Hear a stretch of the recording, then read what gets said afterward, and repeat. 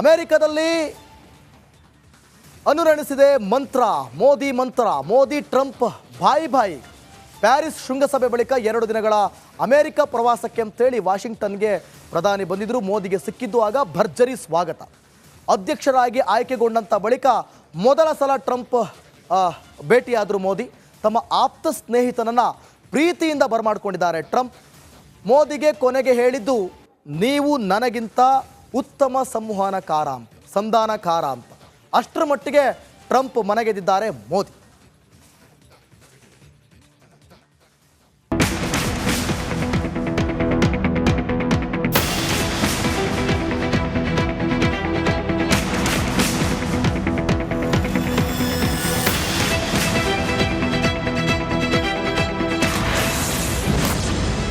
Bharat America ದೋಸ್ತಿ ಇನ್ನಷ್ಟು ಗಟ್ಟಿ.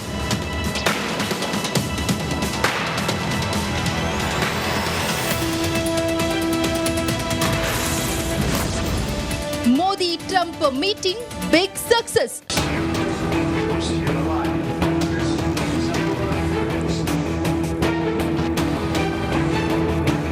ಅಮೆರಿಕ ಪ್ರವಾಸದಲ್ಲಿರೋ ಪ್ರಧಾನಿ ಮೋದಿ ಮೊಗದಲ್ಲಿ ನಗು. ಅತ್ತ ಮೋದಿಗೆ ಅಪ್ಪುಗೆ ಸ್ವಾಗತ ಕೊಟ್ಟ ಅಮೆರಿಕ ಅಧ್ಯಕ್ಷ ಡೊನಾಲ್ಡ್ ಟ್ರಂಪ್ಗೂ ಸಮಾಧಾನ. 2 ದೇಶಗಳ ನಡುವಿನ ದ್ವಿಪಕ್ಷೀಯ ಬಾಂಧವ್ಯ ವೃದ್ಧಿ ಕನಸಿಗೆ ಈಗ ಸಿಕ್ಕಿದ್ದು ರೆಕ್ಕಿಪುಕ್ಕ. ಸುಂಕ ಸೇರಿದಂತೆ ವಿವಿಧ ಒಪ್ಪಂದಗಳಿಗೆ ಓಕೆ ಎಂದಿದ್ದಾರೆ ಟ್ರಂಪ್ ಮೋದಿ.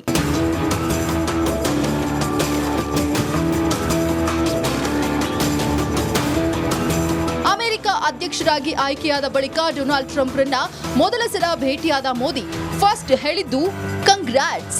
ಇದಾದ ಮೇಲೆ ಎಂದಿನಂತೆ ನಗು ಮುಖದಿಂದಲೇ ಉಭಯ ನಾಯಕರ ಮಧ್ಯೆ ಸಮಾಲೋಚನೆ. ಕಗ್ಗಂಟೆನಿಸಿದ 10 ಹಲವು ಸಂಗತಿಗಳ ಬಗ್ಗೆ ಇಬ್ಬರು ನಾಯಕರಿಂದ ಚರ್ಚೆ. ಹಾಗೆ ಸ್ಥಳದಲ್ಲೇ ಸಿಕ್ಕಿದ್ದು ಪರಿಹಾರ. Modi Trump meet effect. ಹೌದು, ಭಾರತ ಅಮೆರಿಕ ನಡುವಿನ ವಾಣಿಜ್ಯ ವ್ಯವಹಾರವನ್ನ 2030ರ ಹೊತ್ತಿಗೆ $500 ಶತಕೋಟಿ ಏರಿಸಬೇಕು ಅನ್ನೋ ಸಂಕಲ್ಪ ತೊಟ್ಟಿದ್ದು ಇಬ್ಬರು ನಾಯಕರು. ಭಾರತಕ್ಕೆ ಅಗತ್ಯವಿರೋ ಅತ್ಯಾಧುನಿಕ ರಕ್ಷಣಾ ಸಾಮಗ್ರಿಗಳ ಮಹಾಪೂರವನ್ನೇ ಹರಿಸೋಕೆ ಒಪ್ಪಿಗೆ ಕೊಟ್ಟಿದ್ದು ಟ್ರಂಪ್. ಅದರಲ್ಲೂ ಆಕಾಶದಲ್ಲಿ ಹೆಚ್ಚು ಶಕ್ತಿ ಕೊಡೋ F-35 ಜೆಟ್ ವಿಮಾನಗಳನ್ನ ಭಾರತಕ್ಕೆ ನೀಡೋಕೆ ಅಸ್ತು ಎಂದಿದ್ದು ವಿಶ್ವದ ದೊಡ್ಡಣ್ಣ.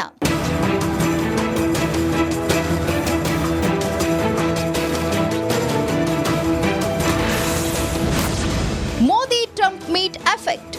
ಇದಲ್ಲದೆ ಹೊಸ ತಂತ್ರಜ್ಞಾನಗಳ ವರ್ಗಾವಣೆ, ರಕ್ಷಣಾ ವ್ಯವಹಾರಕ್ಕೆ ಬಲ, ಜೊತೆಗೆ 10 ವರ್ಷಗಳ ಕಾಲ ಪಾಲುದಾರಿಕೆ ಸಂಬಂಧ ಭಾರತ ಅಮೆರಿಕ ಒಪ್ಪಂದಕ್ಕೆ ಬಿದ್ದಿದೆ ಅಂಕಿತ. ಜೊತೆಗೆ ಮಾಹಿತಿ ತಂತ್ರಜ್ಞಾನ, AI ತಂತ್ರಜ್ಞಾನ, ಇಂಧನ ಕ್ಷೇತ್ರದಲ್ಲಿನ ವಾಣಿಜ್ಯ ವೃದ್ಧಿಗೂ ಉತ್ಸಾಹಕತೆ ತೋರಿವೆ ಎರಡೂ ರಾಷ್ಟ್ರಗಳು.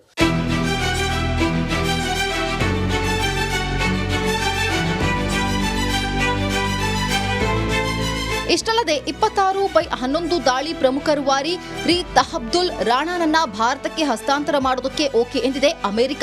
ಹಾಗೆ ತಮ್ಮ ಈ ಹಿಂದಿನ ಬಾಂಧವ್ಯ ಸ್ಮರಿಸಿಕೊಂಡ ಇಬ್ಬರು ದಿಗ್ಗಜರು 2019ರಲ್ಲಿ ಟೆಕ್ಸಾಸ್ನಲ್ಲಿ ಆಯೋಜಿಸಿದ್ದ ಹೌಡಿ ಮೋದಿ, ಆ ಬಳಿಕ ಅಹಮದಾಬಾದ್ನಲ್ಲಿನ ಟ್ರಂಪ್ ಸ್ವಾಗತ ಕಾರ್ಯಕ್ರಮದ ಯಶಸ್ಸನ್ನ ಮೆಲುಕು ಹಾಕಿದ್ರು. ಇನ್ನ ಭಾರತಕ್ಕೆ ಆಗಮಿಸುವಂತೆ ಆಹ್ವಾನ ಕೊಡುವುದನ್ನ ಮರಳಿಲ್ಲ ಮೋದಿ. ಕೊನೆಗೆ ನಮೋ ವ್ಯವಹಾರಿಕ ಚಾಕಚಕ್ಯತೆ ಶ್ಲಾಘಿಸಿದ ಮೋದಿ, ನೀವು ನನಗಿಂತ ಉತ್ತಮ ನೆಗೋಷಿಯೇಟರ್ ಅಂತ ಹೊಗಳಿದ್ರು.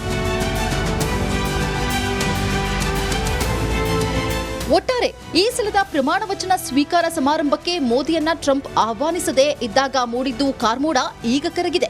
ಜತೆಗೆ ಅನಧಿಕೃತವಾಗಿ ವಾಸಿಸುತ್ತಿದ್ದ ಭಾರತೀಯರ ಗಡೀಪಾರು ಬಳಿಕ ಉಂಟಾಗಿದ್ದ ಉದ್ವಿಗ್ನತೆ ಕೂಡ ಶಮನ ಆದಂತಿದೆ.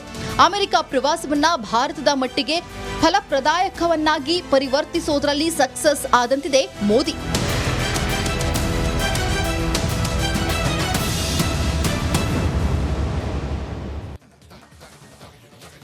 ಓಕೆ, ದೇಶಗಳ ಜೊತೆ ಬಾಂಧವ್ಯ ಅಂತ ಎಷ್ಟರ ಮಟ್ಟಿಗೆ ಅದು ಗಟ್ಟಿ ಇರಬೇಕು ಅಂತಂದರೆ ದೇಶದ ಉನ್ನತಿಗಾಗಿ ಅದು ಬೇಕೇ ಬೇಕು. ಈಗ ಅದರ ಹೆಜ್ಜೆಯಲ್ಲೇ ಟ್ರಂಪ್ ಮತ್ತು ಮೋದಿ ಏಕ್ ಸಾಥ್ ಹೇ ಅಂತಲೇ ಹೇಳ್ಬೋದು. ಒಟ್ಟಿಗೆ ಪ್ರಗತಿ ಹೆಜ್ಜೆಯನ್ನು ಮೋದಿ ಮತ್ತು ಟ್ರಂಪ್ ಇಟ್ಟಿದ್ದಾರೆ. ಇದರಿಂದ ಏನೆಲ್ಲ ಆಗಬಹುದು? ಉಭಯ ರಾಷ್ಟ್ರಗಳ ಬಾಂಧವ್ಯಕ್ಕೆ ಇಲ್ಲಿ ಆದ್ಯತೆಯನ್ನು ಸೂಚಿಸಲಾಗಿರುವುದು. ಅಂದರೆ ಭಾರತ ಮತ್ತು ದೊಡ್ಡಣ್ಣ ಅಮೆರಿಕದ ಬಾಂಧವ್ಯದಿಂದ ಭಾರತಕ್ಕೆ ಎಷ್ಟು ಅನುಕೂಲ ಆಗುತ್ತೆ? ರಕ್ಷಣಾ ಕ್ಷೇತ್ರಕ್ಕೆ ಅಮೆರಿಕ ವಿಶೇಷ ಒತ್ತನ್ನು ಕೊಡುವಂಥದ್ದು. ನಮ್ಮ ದೇಶದ ರಕ್ಷಣೆಯ ವಿಚಾರವಾಗಿ ಅಮೆರಿಕ ಇಲ್ಲಿ ವಿಶೇಷ ಒತ್ತನ್ನು ಕೊಡೋದಕ್ಕೆ ಸಾಧ್ಯ ಆಗುತ್ತೆ. ಆಮೇಲೆ ಆರ್ಥಿಕ ಅಭ್ಯುದಯಕ್ಕೂ ಕೂಡ ಪರಸ್ಪರ ಸಾಥ್. ಭಾರತಕ್ಕಿಂತ ಒಂದು ನೆಕ್ಸ್ಟ್ ಲೆವೆಲಲ್ಲಿ ಅಮೆರಿಕ ಆರ್ಥಿಕತೆಯಲ್ಲಿ ಮುಂದೆ ಇರೋದ್ರಿಂದ ಅವರು ನಮ್ಮ ಜೊತೆ ಬಾಂಧವ್ಯವನ್ನು ಹೊಂದಿದಾಗ ನಮ್ಮ ದೇಶದ ಆರ್ಥಿಕ ಅಭ್ಯುದಯವು ಕೂಡ ದೊಡ್ಡ ಮಟ್ಟದಲ್ಲಿ ಸಾಗ್ತಾ ಹೋಗುತ್ತೆ. ಇದಕ್ಕೆ ಪರಸ್ಪರ ಸಾಥ್ ಕೂಡ ಸಿಗುತ್ತೆ. ಇನ್ನು ಸುಂಕದ ವಿಚಾರದಲ್ಲೂ ಕೂಡ ಏನು ನಮಗೆ ಎಕ್ಸ್ಪೋರ್ಟ್ ಆಗಿರ್ಬೋದು, ಇಂಪೋರ್ಟ್ ಆಗಿರ್ಬೋದು, ಎಷ್ಟು ಟ್ಯಾಕ್ಸ್ ಇರುತ್ತೆ ಅದರಲ್ಲಿ ಸಡಿಲಿಕೆಗೆ ದೊಡ್ಡಣ್ಣ ಓಕೆ ಅಂದಿರೋದು ಕೂಡ ಭಾರತಕ್ಕೆ ಖುಷಿಯ ತರುವಂಥ ವಿಚಾರ. ಕಾರಣ ಇಲ್ಲಿ ಮೋದಿ ಅಂತಲೇ ಹೇಳ್ಬೋದು. ಇನ್ನು ಮೇಕ್ ಇನ್ ಇಂಡಿಯಾ ಬಗ್ಗೆಯೂ ಕೂಡ ನೋಟ. ಮುಂದಿನ ಡಿಜಿಟಲ್ ಇಂಡಿಯಾ ಆಗಿರ್ಬೋದು, ಮುಂದೆ ಯಾವ ರೀತಿ ದೊಡ್ಡ ಮಟ್ಟದಲ್ಲಿ ಇಂಡಿಯಾದ ಅಭಿವೃದ್ಧಿಗಾಗಿ ಏನೆಲ್ಲ ದೂರದೃಷ್ಟಿಯನ್ನು ಇಟ್ಕೊಂಡಿದ್ದಾರೆ ನರೇಂದ್ರ ಮೋದಿ, ಅದಕ್ಕೆ ಇಲ್ಲಿ ಸಾಥ್ ಸಿಗೋದು ಬೇರೆ ಯಾವುದೇ ರೀತಿ ಮುಲಾಜ ಇಲ್ಲ. ಇದ್ರ ನಿಜವಾಗ್ಲೂ ಕೂಡ ಸಾಥ್ ಸಿಗುವಂಥ ಎಲ್ಲ ಲಕ್ಷಣಗಳು ಕೂಡ ಈ ಒಂದು ಬಾಂಧವ್ಯದಿಂದ ಗೊತ್ತಾಗ್ತಾ ಇದೆ. ಇನ್ನು ಭಾರತ ರಕ್ಷಣಾ ವಲಯಕ್ಕೀಗ ಭೀಮಬಲ. ನಾನು ಆಗಲೇ ಹೇಳ್ತಾ ಇದ್ದೆ, ಭಾರತ ರಕ್ಷಣೆಗೀಗ ದೊಡ್ಡಣ್ಣ ನಮ್ಮ ಜೊತೆ ಕೈ ಜೋಡಿಸೋದ್ರಿಂದ ಭೀಮಬಲವೇ ಸಿಕ್ಕಂತಾಗುತ್ತೆ. ಇನ್ನು ಅಮೇರಿಕದ ಸಾಕಷ್ಟು ಬ್ರಹ್ಮಾಸ್ತ್ರಗಳು ಸೇನೆ ಸೇರಲಿವೆ. ನಮ್ಮ ಹತ್ರ 5th ಜನರೇಷನ್ ಇದ್ದರೂ ಕೂಡ ಅಲ್ಲಿ 6th ಜನರೇಷನ್ ಮಿಷನರಿಗಳಾಗಿರ್ಬೋದು, ಬ್ರಹ್ಮಾಸ್ತ್ರಗಳಾಗಿರ್ಬೋದು ನಮ್ಮ ಜೊತೆ ಸೇರಿದಂಥ ಸಂದರ್ಭದಲ್ಲಿ ಇನ್ನಷ್ಟು ಕೂಡ ಭಾರತ ಬಲಾಢ್ಯ ರಾಷ್ಟ್ರ ಆಗೋದ್ರಲ್ಲಿ ಯಾವುದೇ ಮುಲಾಜಿಲ್ಲ. ಇನ್ನು ವಾಯುಪಡೆಯಂತೂ ಇನ್ನಷ್ಟು ಶಕ್ತಿಶಾಲಿಯಾಗಿದೆ. ಯಾಕಂದರೆ ಅಮೆರಿಕದ ವಾಯುಪಡೆ ಯಾವ ರೀತಿ ಅದು ಮುಂದೆ ಇದೆ ಟೆಕ್ನಾಲಜಿ ಅನ್ನುವಂಥದ್ದು ಕೂಡ ನಿಮಗೆ ಗೊತ್ತಿರುವಂಥದ್ದು. ಅದು ನಮಗೆ ಸೇರಿದಾಗ ಇನ್ನಷ್ಟು ನಾವು ಶಕ್ತಿಶಾಲಿ ಆಗ್ತೀವಿ. ಭಾರತಕ್ಕೆ US ರಕ್ಷಣಾ ವ್ಯವಸ್ಥೆ ಬಲ, ಆಗಲೇ ಹೇಳಿದೆ, ಭೀಮಬಲ ತುಂಬಿದಷ್ಟೇ ಆಗುತ್ತೆ.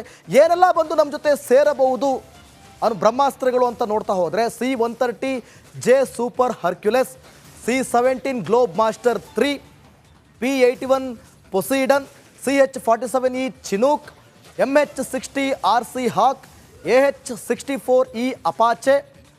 ಜೊತೆಗೆ ವಾಯು ವೀಕ್ಷಣೆಗೂ ಕೂಡ ಈಗ ಅಮೆರಿಕ ಸಾಥ್ ಕೊಡ್ತಾ ಇರುವಂಥದ್ದು. ಒಂದು ಕಡೆ ಬ್ರಹ್ಮಾಸ್ತ್ರಗಳು ನಮ್ಮ ಜೊತೆ ಸೇರಿದಾಗ ನಮಗೆ ಎಷ್ಟು ಬಲ ಜಾಸ್ತಿ ಆಗುತ್ತೋ, ಇಲ್ಲಿ ವಾಯು ವಿಚಕ್ಷಣೆಗೂ ಕೂಡ ಈಗ ಅಮೆರಿಕ ಸಾಥ್ ಕೊಡ್ತಾ ಇದೆ. ಹರ್ಪ್ಯೂನ್ ಆಂಟಿ ಶಿಪ್ ಕ್ಷಿಪಣಿ ಸೇರುತ್ತೆ. M777 ಹೌಟಿಜರ್, MQ-9B ಡ್ರೋನ್ಸ್ಗಳು ನಮ್ಮ ಪಾಲಾಗ್ತವೆ. ಜಂಟಿ ಯುದ್ಧೋಪಕರಣ ನಿರ್ಮಾಣಕ್ಕೂ ಕೂಡ ಇಲ್ಲಿ ಒತ್ತು ಕೊಡಲಾಗ್ತದೆ. ನಮ್ಮ ಪಾಲಾಗುತ್ತೆ ಅಂದರೆ ನಮ್ಮ ಜೊತೆ ಕೈ ಜೋಡಿಸಿದಂಥ ಸಂದರ್ಭದಲ್ಲಿ ಇದು ನಮಗಾಗುವಂಥ ಸಹಾಯ. ಭಾರತೀಯ ಸಾಗರ ವ್ಯಾಪ್ತಿಯಲ್ಲಿ ಹದ್ದಿನ ಕಣ್ಣಿಡುವಂಥ ಪರಿಸ್ಥಿತಿ ನಿರ್ಮಾಣ ಆಗುತ್ತೆ. ಜಾವೆಲಿನ್ ಆಂಟಿ ಟ್ಯಾಂಕ್ ಮಿಸೈಲ್ ನಮ್ಮ ಸಹಾಯಕ್ಕೆ ಸಿಗುತ್ತೆ. ಸ್ಟ್ರೈಕರ್ ಇನ್ಫಾಂಟ್ರಿ ಕಾಂಬೋಟ್ ವೆಹಿಕಲ್ಸ್ ಕೂಡ ಸಿಗುತ್ತೆ. ಇನ್ನು 6P-8I ಸಾಗರ ಗಸ್ತು ವಿಮಾನವು ಕೂಡ ನೋಡಿ ಎಷ್ಟು ಬಲ ಅಂದರೆ ವಾಯುಪಡೆ ವಿಚಾರಕ್ಕೆ ಬಂದಾಗ ಯಾವ ರೀತಿ ಬಲ ನಮಗೆ ತುಂಬ್ತಾ ಹೋಗುತ್ತೆ ಅಂತೇಳಿ. ಸೊ ಇವೆಲ್ಲದರ ವಿಚಾರವಾಗಿ ಪರಸ್ಪರ ಸಹಕಾರಕ್ಕೆ ಮೋದಿ ಟ್ರಂಪ್ ಈ ಭೇಟಿ ಎಷ್ಟು ಆದ್ಯತೆ ಇದೆ ಅನ್ನುವಂಥದ್ದು ಇಲ್ಲಿ ಗೊತ್ತಾಗ್ತಿರುವಂಥದ್ದು. ಎಷ್ಟು